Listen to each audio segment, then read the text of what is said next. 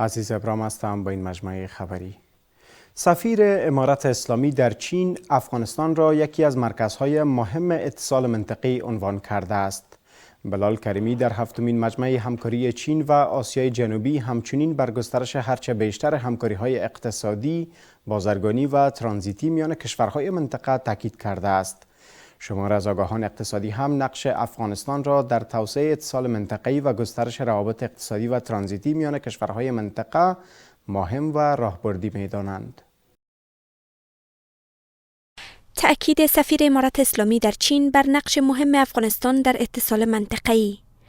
سفارت امارت اسلامی در بیجینگ اعلام کرد که بلال کریمی در هفتمین مجمع همکاری چین و آسیای جنوبی افغانستان را یکی از مراکز مهم اتصال منطقه‌ای عنوان کرده است. به گفته سفیر امارت اسلامی، امنیت، ثبات و سیاست‌های اقتصاد محور در افغانستان زمینه را بیش از پیش برای سرمایه‌گذاری فراهم ساخته است. بعد از روی کار آمدن امارت اسلامی افغانستان، خوشبختانه که در افغانستان ثبات و امنیت پایدار به میان آمده و این خود سبب شده که دلگرمی ها و سرمایه گذاری در افغانستان بیشتر شود. هر از گاهی که یک سرمایه گذار احساس بکنه که جان و مالش مسئول است، بدون شک در کشور سرمایه گذاری میکنه، خصوصا کشور مانند افغانستان. بر بنیاد خبرنامه بلال کریمی همچنین بر اهمیت گسترش تجارت، سرمایه گذاری و تقویت اتصال منطقه‌ای میان چین، افغانستان و کشورهای منطقه تأکید کرده و خواستار توسعه همکاری‌های مشترک اقتصادی شده است.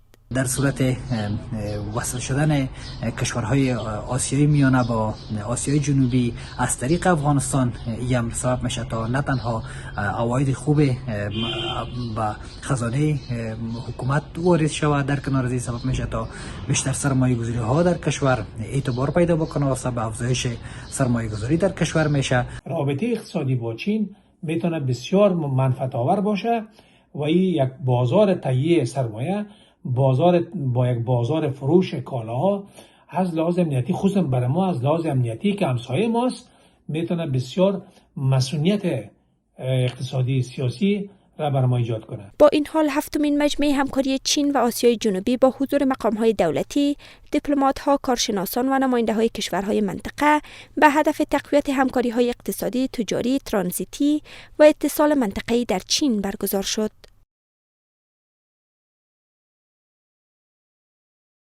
رهبر امارت اسلامی استحکام نظام اسلامی را وابسته به تحقق و گسترش آموزش‌های دینی دانسته است. شیخ هبت‌الله اخوندزاده در نشست شورای وزیران در کندهار بر تطبیق فرامین نظام اسلامی، تامین عدالت، رسیدگی به مشکلات مردم و ارائه خدمات صادقانه و مؤثر به شهروندان تاکید کرده است. رهبر امارت اسلامی همچنین از مسئولین خواسته تا فرامین را به گونه درست مطالعه کرده برای مردم تشریح و در راستای تطبیق آن تلاش کنند. تأکید شیخ هبت‌الله اخوندزاده رهبر امارت اسلامی بر تحقق آموزش‌های دینی در کشور. حمدالله فطرت معاون سخنگوی امارت اسلامی میگوید که شیخ هبت‌الله اخوندزاده در نشست شورای وزیران در کندهار استحکام نظام اسلامی را وابسته به تحقق و گسترش آموزه‌های دینی عنوان کرده است. به گفته وی رهبر امارت اسلامی در این نشست بر تطبیق فرامین نظام شرعی به منظور تامین عدالت و رسیدگی به امور مردم نیز تاکید کرده است. علی قدر امیرالمؤمنین حفظه الله تعالی د غونډې ګډونوالو ته د شرعي نظام پیاوړتیا، د فرامینو د ښه تطبیق، د دیني علومو خپرولو، له خلکو سره د ښه چلند، عدالت او مسؤلیتونو د په ښه توګه ترسره کولو په اړه مهمې توصیې او سپارښتنې وکړې. رهبر امارت اسلامی همچنین از مسئولان خواسته تا فرامین را به گونه درست مطالعه کرده برای مردم تشریح کنند و در راستای تطبیق آن تلاش نمایند. علی قدر امیرالمؤمنین حفظه الله تعالی ټینګار وکړ چې د اسلامي نظام استحکام د دیني علومو، تقوا او د صحیح عقایدو په ترویج پورې تړلی او مسؤلین باید خلکو ته د خپلو اعمالو له لارې د اسلام او شریعت عملی بیلګې وړاندې کړي. با گفته حمدالله فطرت رهبر امارت اسلامی تاکید کرده که مردم عملکرد مسئولان را زیر نظر دارند. از این رو آنان باید با انجام وظایف درست و صادقانه مردم را به پشتیبانی از نظام اسلامی ترغیب کنند. سفیر ایران در افغانستان میگوید تهران برای توسعه روابط اقتصادی و تجارتی با کابل اراده جدی دارد. علیرضا بیگدلی در یک نشست مشترک میان سکتور خصوصی دو کشور همچنان از تلاش‌ها برای حل مشکلات فراراه صادرات کالاهای افغانستان به ایران خبر داده است. از سوی دیگر رئیس اتاق تجارت و سرمایه‌گذاری از بازرگانان ایرانی خواسته تا با استفاده از فرصت‌های موجود در کشور سرمایه‌گذاری نمایند. مسئولین اتاق تجارت و سرمایه گذاری با سفیر ایران در کابل و هیئت سکتور خصوصی ایران به رهبری رئیس اتاق مشترک ایران و افغانستان دیدار و پیرامون توسعه روابط اقتصادی و تجارتی میان دو کشور رایزنی نمودند.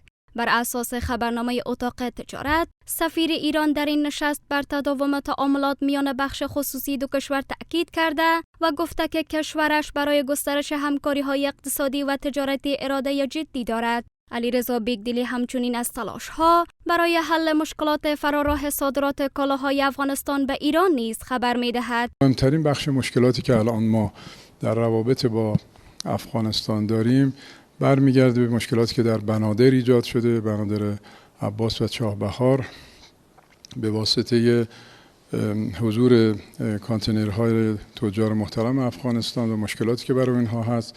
هزینه حمل و نقل هستش، افزایش هزینه حمل و نقل با توجه به در واقع نوع کالایی که حمل میشه. از سوی هم رئیس اتاق مشترک بازرگانی ایران و افغانستان گفته که هیئت سکتور خصوصی ایران در سفر به کابل در پی تقویت روابط تجارتی، ترانزیتی و سرمایه گذاری است.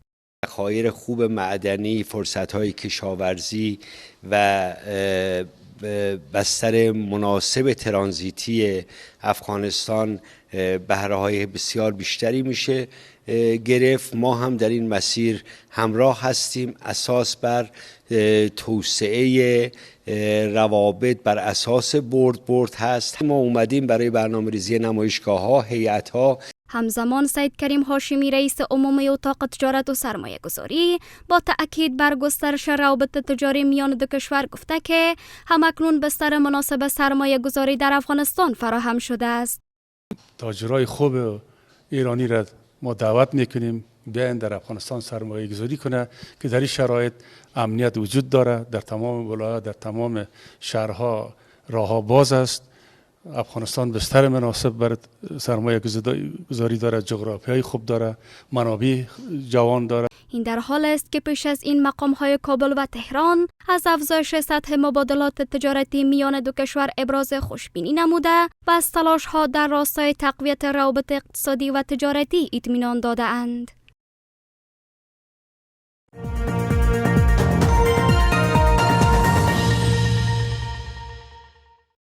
با ادامه خبرها خوش آمدید. وزارت معادن از امضای تفاهمنامه سروی معادن جامد و مایع با استفاده از فناوری‌های نوین خبر می‌دهد. مسئولین این وزارت می‌گویند که این روش در مقایسه با شیوه‌های پیشین در کنار کاهش هزینه‌های اکتشاف، دقت شناسایی ذخایر معدنی را تا حدود 90% افزایش خواهد داد. از سوی هم شمار از آگاهان اقتصادی استفاده از فناوری‌های نوین را در شناسایی ذخایر معدنی و بهره‌برداری مؤثر از منابع طبیعی کشور مهم می‌دانند. امضای تفاهمنامه سروی معادن جامد و مایع با استفاده از روش توموگرافی الکترومغناطیسی با یک شرکت خصوصی. وزارت معادن و پترولیوم اعلام کرد که استفاده از این روش در مقایسه با شیوه‌های پیشین ضمن کاهش هزینه‌های اکتشاف، دقت شناسایی ذخایر معدنی را تا حدود 90% افزایش خواهد داد. د کانونو پټرولیم وزارت د پالیسۍ او برنامو محترم مرستیال مولوي عبدالرحمن قانت د جامد او مایع کانونو د سروې حکومت د ای ام سرویس شرکت رئیس ښاغلی محمد صابر لطیفي سره لاسلیک کړ.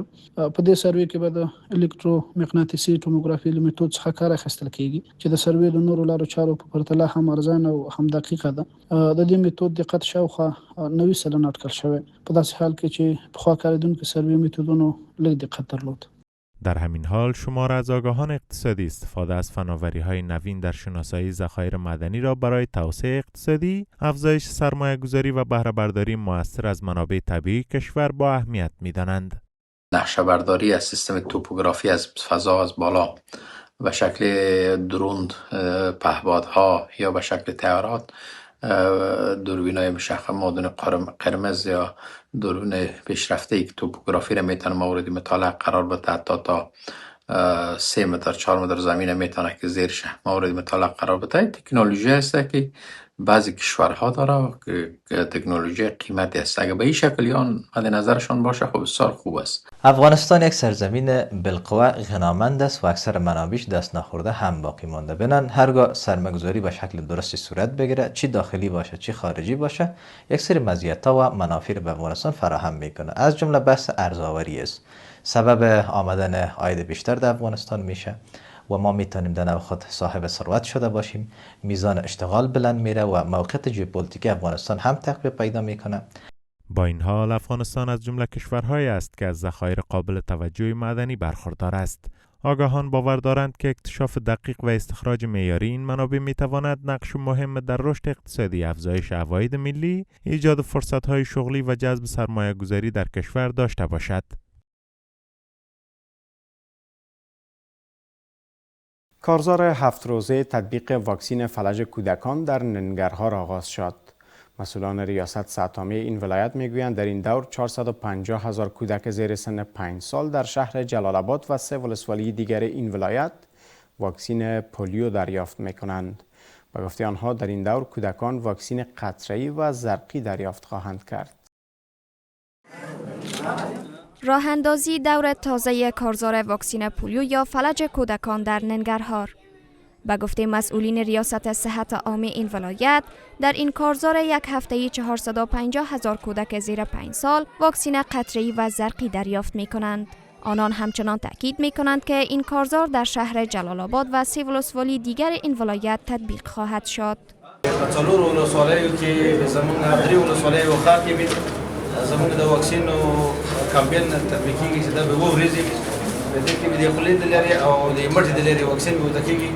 څلورم لکه ماشومان به دې کې واکسین کیږي او دا په ټولو سمو ته به موږ رسیدګي کوو چې په دې کې به 214 سپورګران او 300 کوارډیناتوران او 2000 او 200 رضاکاران چې په دې کې یو څه سره مستعار او مبارکي باندې کار کوي چې ورته د مولوی. در همین حال شماری از باشنده های ننگرهار از راه اندازی این کارزار استقبال نموده و از خانواده ها می خواهند برای سلامتی فرزندانشان آنان را واکسین نمایند. دغه واکسین والا چې کله درشي دا واکسین والا سره کومک وکړي او سره منډه ترلو وای واړو ماشومان هغه ځای ته ورسوي چې کوم ځای کې د مرکزونو د جماعتونو ته او د واکسینو مرکزونو ته ورسوي او دا یو داسې مرض نه مخنیوي دی چې هغه زموږ استاد د وسنه وتلای کار بیا دی. المان په جماعتونو کې دا ویناو کا چې د پولیو ضد کوم واکسین چې راځي دا بار واکسین شي، کوم ماشومان چې دي دا بار واکسین شي او کوم ګوزن پیښه ناروغي چې راځي چې دا د منځه لاړ شي. با این حال مقام‌های وزارت صحت عامه گفتند که این وزارت متعهد به محو پولیو در تبانی با نهادهای همکار در کشورند.